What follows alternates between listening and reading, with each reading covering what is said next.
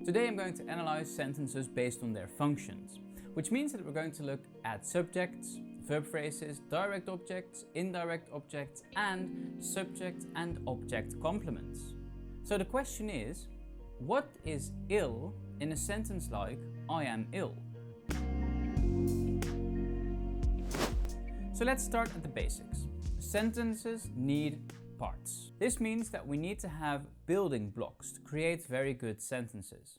Now, each building block has a particular role in a sentence, which means that all these roles work together to get a right sentence.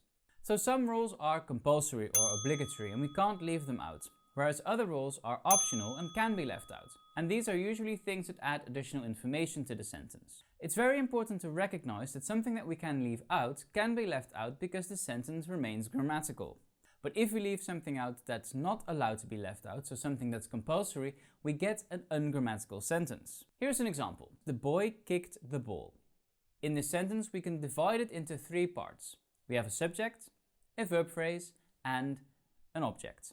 Now, all of these parts are compulsory, because if I were to leave something out, I will get a very ungrammatical sentence. Let's leave out the subject. We get something like kick the ball. Let's leave out the verb phrase. We get the boy, the ball. If we were to leave out the object, we get something like the boy kicked. Now, of all these options, the final one sounds the best, but it is ungrammatical because we need something that is kicked by this boy. What does the boy kick? So we need to add an object as well.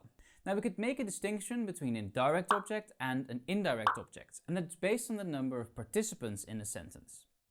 In the sentence, the boy kicked the ball, we have two participants. We have the subject, the boy, which is our first participant, and also our agent. Then we have the ball, which also plays a role in the sentence, and we call this the second participant. And because our second participant in this sentence is the ball, this is our direct object. Let's look at another sentence, and let's add another participant. She gave the little girl a balloon. We have three participants in this sentence. We have she, which is the first participant. Then we have a balloon, the second participant, and then we have the little girl, which is our third participant. So if we were to categorize these roles in this sentence, we would say that she is the subject, gave is our verb phrase, the little girl is our indirect object, and a balloon is our direct object. We can find out what the roles are by simply asking questions like who did what to whom. Let's look at another example. The little girl threw a balloon. We can divide the sentence in three parts. The little girl, threw, and a balloon. In this sentence, the little girl is our subject. Threw is our verb phrase, and a balloon is our direct object. Now sometimes I want to add more information, or information about a setting, or maybe a time or a place where something took place. We can't put it in the subject, we can't put it in a verb phrase, and we can't put our extra information in our object positions, which means that we need to add a new category. In this case, we're going to add the function of adverbials, also known as adjuncts. Adverbials or adjuncts add information to a sentence and create a setting in which something takes place. Let's take the example of the girl and the balloon and let's add some more information in an adverbial. She gave the little girl a balloon for her birthday. Again, we have our subject, she, gave our verb phrase, a balloon, direct object, to the little girl, indirect object, and now we have for her birthday. Now for her birthday adds extra information, which means that this is our adverbial or our adjunct. Now important for adverbials and adjuncts is that we can leave it out. This means that if I wouldn't have added for her birthday to this sentence, we would still have a grammatical sentence. Here's another example with an adverbial. The family celebrated his birthday all day long. Let's indicate the different categories again in this sentence and add them to a particular function. So we have the family, subject, celebrated, verb phrase, his birthday, direct object, all day long, adverbial. All day long adds extra information, and a sentence like the family celebrated his birthday is still a perfectly fine sentence, which means that we can leave the adverbial out. Now all of these sentences were rather simple, because we have a subject, a direct object, and sometimes an indirect object. But what if we don't have a direct object? What happens then? Well, let's take the following sentence. John is running. In the sentence John is running, we don't have a direct object. we have John, subject, and the verb phrase, is running. Now, if we want to add information about how John is running, we might want to add an adverbial. So we might get something like John is running fast, John is running slowly, or John is running home. And the words like fast, slowly, and home are all adverbials because they add information to the sentence. Now, what happens if we have something that's not an adverbial? Take, for example, the sentence, I am ill. What is ill in I am ill? Well, let's analyze it and see whether we can find what its function is. Remember, in John is running home, home says something about running because it says where John is running to. In the sentence, I am ill, ill does not influence am, it doesn't say anything about the verb. But it does say something about I, because I am ill. And because ill says something about the subject, we call it a subject complement or a subject attribute.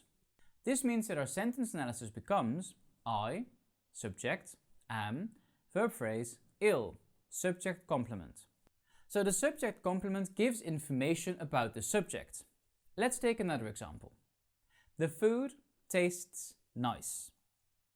In this sentence, we have the food, which is our subject, tastes, which is our verb phrase, and nice, which is our subject complement, because it says something about food. Now, if you look at other examples of these types of sentences, you might figure out that words like to be and taste are what we call copula verbs. And copula verbs are used to link the subject and the subject complement together. Now, of course, it could be the case that some copula verbs appear in different contexts and carry a different meaning. Take, for example, the following sentence. He appeared sad. In this sentence, we have he, subject, appeared, verb phrase, and sad, subject complement, because the copula verb appeared links he and sad together, the subject and the subject complement. But in a different sentence, he appeared quickly, quickly is not a subject complement because it doesn't say anything about he, it says something about appeared. And in this case, quickly is an adverbial. So we now know that a subject complement says something about the subject and appears after a copula verb. But we still miss something. Because if we look at the following sentence, we kind of have a problem. The minister made his nephew his private secretary. We know that the minister is our subject, made is our verb phrase, his nephew is a direct object, but his private secretary doesn't fit in any of these categories. It's not an indirect object, nor is it a subject complement.